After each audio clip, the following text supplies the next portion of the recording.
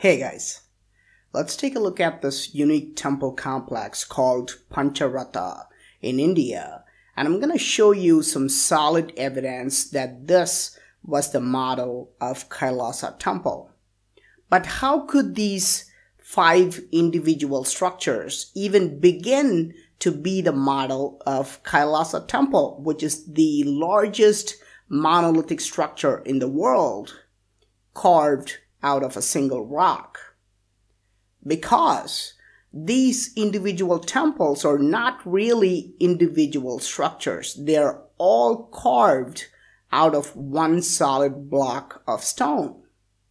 This entire complex, the 5 towers, the elephant, and everything else is carved from one single rock, just like Kailasa Temple.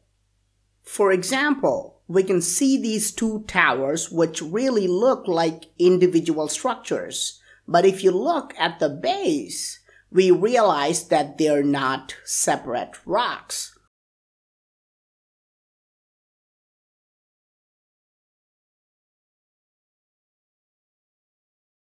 A considerable part of Pancha Ratha is actually still underneath the sand that has accumulated over many centuries, and underneath we have the base of one solid rock. This makes Pancha Ratha one of the largest monolithic temples in the world, just like Kailasa Temple.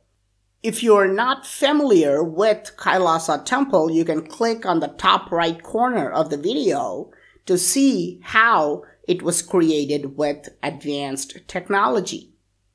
If we calculate the width and height of the rock that existed before the creation of these structures, it would look like this: a hill made of granite. The only way to create these pyramidal structures is by scooping out tons and tons of rock, starting from the top, just like Kailasa Temple. And not one piece of rock has been added to this complex from outside sources. But Pancha Ratha is a much more mysterious site than Kailasa Temple itself. This complex has not only baffled tourists, but also historians and archaeologists. Till date, experts do not know why these structures were built. Now, what do I mean by this? These are temples made for worshipping gods, right? No, they were not created as religious structures at all. If you look at the base of each of this tower, you will see a large stone structure called a kalasam. In every Hindu temple, these kalasams are placed on top of the tower, and all religious worship begins only after this kalasam has been placed on the top. However, in Pancha Ratha, all these kalasams are deliberately carved at the base, and the top of the towers are left empty without these structures, clearly indicating that the Pancha Ratha was not a place for religious worship. Archaeologists confirm that this was not created as a place of worship, and believe that it was built as a model or a prototype. A prototype of what? They don't know the answer to this question, but if we analyze carefully, we can clearly see that this was the prototype of Kailasa Temple. There are 5 types of towers in Pancha Ratha, which match exactly with the 5 towers of Kailasa Temple. The Kailasa Temple is so large that these 5 towers are not even visible from the ground.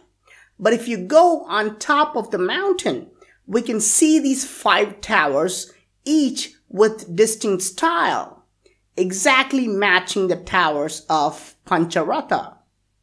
If you look at the base of Kailasa Temple, it is shaped like a chariot, pulled by a series of elephants and lions.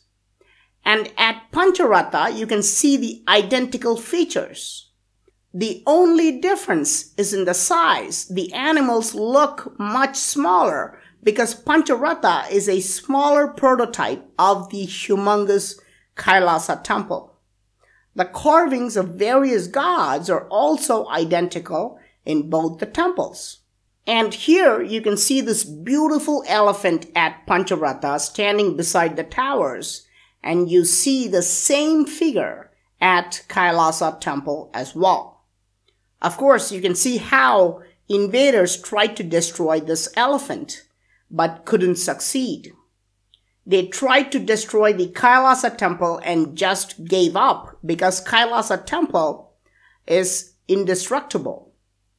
What's interesting is that the PanchaRatha was also tested by a destructive force, much more powerful than human beings. It was hit by a massive tsunami in 2004, and while the newer temples built in the last few centuries were completely destroyed, this structure doesn't even have a scratch on it.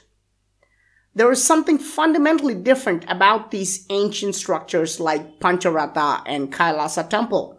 They are simply indestructible by nature or human beings. There are many more similarities between PanchaRatha and Kailasa Temple.